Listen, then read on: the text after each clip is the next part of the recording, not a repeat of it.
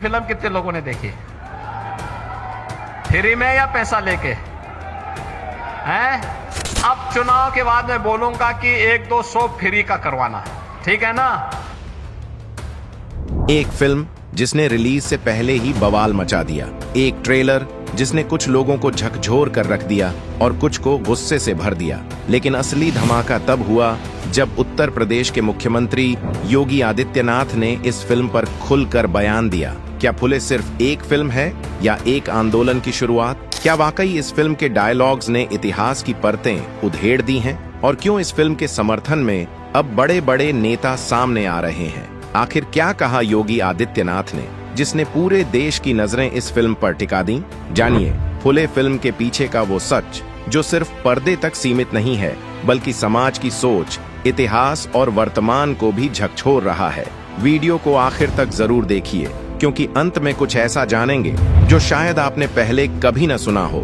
इस फिल्म का ट्रेलर सामने आते ही माहौल गर्मा गया। एक डायलॉग और कुछ सीन को लेकर विवाद खड़ा हो गया। मांग, मेहर, पेशवाई जैसे शब्दों ने इतिहास की उस परत को छेड़ा जब जातिवाद गहराई तक फैला हुआ था। ट्रेलर में एक सीन में कहा गया, ये 3000 साल पुरानी गुलामी है। इस गुलामी से लोगों को स्वतंत्र करना चाहता हूँ, वो 3000 साल पुरानी है। जिसने कुछ लोगों को सोचने पर मजबूर किया तो कुछ वर्ग इससे आहत भी हुए। फिल्म पर विवाद बढ़ा, शिकायतें हुई, रिलीज डेट टली और सेंसर बोर्ड ने कई कट लगाए। लेकिन जब फिल्म रिलीज हुई तो सबकी नजरें उस वक्त इस पर टिक गईं जब उत्तर प्रदेश के मुख्यमंत्री योगी आदित्यनाथ ने इस पर बयान दिया। उनके बयान ने फिल्म को एक नई पहचान दी। अब बात सिर्फ सिनेमा की नहीं रही, अब ये सामाजिक सोच की बात बन चुकी है। जहां फिल्म के कुछ दृश्यों में ब्राह्मण बच्चों को सावित्रीबाई फुले के ऊपर कीचड़ और गोबर फेंकते हुए दिखाया गया था। ये दृश्य उन सामाजिक कड़वी सच्चाइयों को दिखाने की कोशिश कर रहा था जो उस समय के दलितों और महिलाओं को झेलनी पड़ती थी। लेकिन इन सीन्स और डायलॉग से कुछ ब्राह्मण समुदाय के लोगों को नाराजगी हुई और उन्होंने इस पर सोशल मीडिया पर अपना गुस्सा जताना शुरू किया। देखते ही देखते विरोध की लहर फैल गई और कुछ संगठनों ने तो फिल्म को बैन करने की भी मांग कर डाली। अलग अलग शहरों में इसको लेकर FIR भी दर्ज की गई और माहौल इतना तनावपूर्ण हो गया कि फिल्म की रिलीज पर खतरा मंडराने लगा। फिल्म की रिलीज डेट 11 अप्रैल तय थी, लेकिन विवाद इतना बढ़ गया कि मेकर्स को फिल्म को पोस्टपोन करना पड़ा और बाद में 25 अप्रैल को इसे रिलीज किया गया। अब सोचो, एक ऐसी फिल्म जो रिलीज से पहले ही इतने विवादों में घिर चुकी थी, लोग समझ ही नहीं पा रहे थे कि फिल्म आखिरकार दिखाना क्या चाहती है। ट्रेलर देखकर ही कुछ लोग इसे ब्राह्मण विरोधी बताने लगे थे तो कुछ इसे सामाजिक क्रांति की सच्चाई कह रहे थे।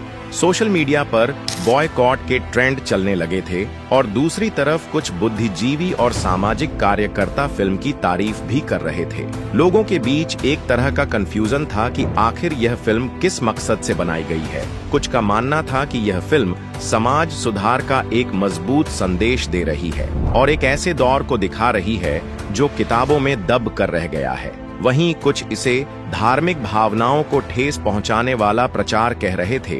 लेकिन जैसे ही फिल्म सेंसर बोर्ड के कांट छांट के बाद रिलीज हुई और लोगों ने सिनेमा हॉल जाकर इसकी असली कहानी को देखना शुरू किया तो धीरे धीरे बात साफ होने लगी और दर्शकों को यह समझ में आया कि फिल्म दरअसल क्या कहना चाहती है। और इन्हीं सबके बीच जो सबसे बड़ा ट्विस्ट सामने आया वो था उत्तर प्रदेश के मुख्यमंत्री योगी आदित्यनाथ का बयान। योगी आदित्यनाथ ने जब इस फिल्म पर अपनी राय रखी तो न सिर्फ फिल्म का नजरिया बदल गया बल्कि देश भर के लोगों की नजर में इसकी अहमियत भी बढ़ गई। उन्होंने कहा कि यह फिल्म केवल एक बायोपिक नहीं है बल्कि यह उस सोच की कहानी है जिसने देश के सिस्टम की जड़ें हिला दी है। उन्होंने कहा कि ज्योतिबा फूले और सावित्रीबाई फुले ने उस दौर में एक ऐसी क्रांति की शुरुआत की जब महिलाएं न तो पढ़ सकती थीं और न ही खुलकर अपनी बात कह सकती थी। तब इन दोनों ने शिक्षा के जरिए एक ऐसा आंदोलन खड़ा किया जिसने समाज को जगा दिया और बदलाव की नींव रखी।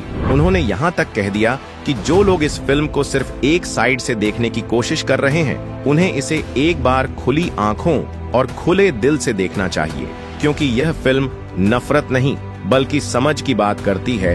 यह फिल्म किसी को नीचा नहीं दिखाती बल्कि उन लोगों को ऊपर उठाती है जिनकी कहानी अक्सर किताबों के कोनों में छुप जाती है। योगी जी का बयान इतना सीधा था, लेकिन उसका असर बहुत गहरा था। उन्होंने कहा कि वह चाहेंगे कि यह फिल्म पूरे देश में टैक्स फ्री हो, ताकि ज्यादा से ज्यादा लोग इसे देख सकें और समझ सकें कि आज अगर कोई महिला किसी मंच से बोल पा रही है, अगर कोई लड़की स्कूल जा पा रही है, तो उसका सीधा क्रेडिट इन्हीं दोनों को जाता है। और इस बात को जितना जल्दी लोग समझेंगे, उतना ही समाज में बदलाव जल्दी आएगा। उनके इस बयान के बाद फिल्म को लेकर सोशल मीडिया का मूड तेजी से बदलने लगा। जहां पहले फिल्म को लेकर गुस्सा था, वहीं अब लोग इसे देखने की बात करने लगे।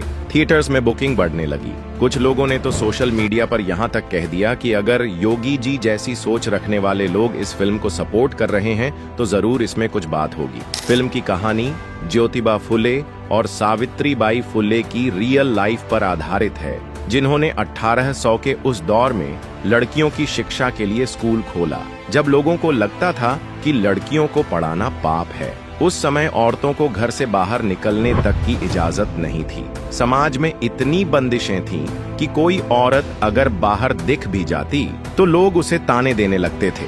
और ऐसे माहौल में सावित्रीबाई फुले ने न सिर्फ खुद एक टीचर बनने का फैसला लिया, बल्कि लड़कियों को पढ़ाना भी शुरू किया। उन्होंने समाज की बेड़ियों को तोड़ने की एक कोशिश की, और इस कोशिश में उनके पति ज्योतिबा फुले हर कदम पर उनके साथ खड़े रहे। फिल्म इन्हीं दोनों की इसी संघर्ष भरी जर्नी को दिखाती है। लेकिन सिर्फ कहानी ही किसी फिल्म की सफलता तय नहीं करती।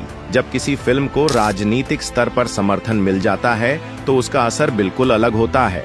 और जब यह समर्थन योगी आदित्यनाथ जैसे प्रभावशाली नेता का हो, तो फिर आम लोगों का माइंडसेट भी बदलने लगता है। बहुत सारे लोग जो पहले इस फिल्म को देखने में बिल्कुल भी दिलचस्पी नहीं दिखा रहे थे, उन्होंने अब इस फिल्म को अपनी फैमिली के साथ देखने की प्लानिंग करना शुरू कर दिया, और इसका सीधा असर फिल्म के बॉक्स ऑफिस कलेक्शन पर भी दिखने लगा। पहले दिन फिल्म की कमाई बहुत एवरेज रही और ओपनिंग कलेक्शन सिर्फ 15 लाख रुपए तक ही सीमित रहा। लेकिन जैसे ही योगी आदित्यनाथ का बयान सामने आया, लोगों की सोच में बदलाव आया और फिल्म की कमाई में हल्का उछाल देखा गया।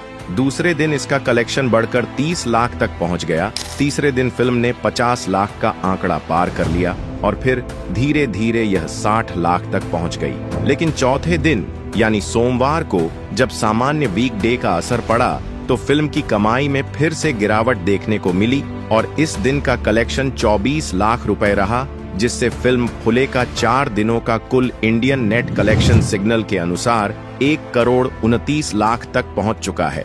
लोग अब सिर्फ फिल्म देखने नहीं जा रहे, बल्कि यह समझने जा रहे हैं कि आखिर इस फुले फिल्म में ऐसा क्या है जिसकी तारीफ खुद योगी आदित्यनाथ जैसे नेता कर रहे हैं।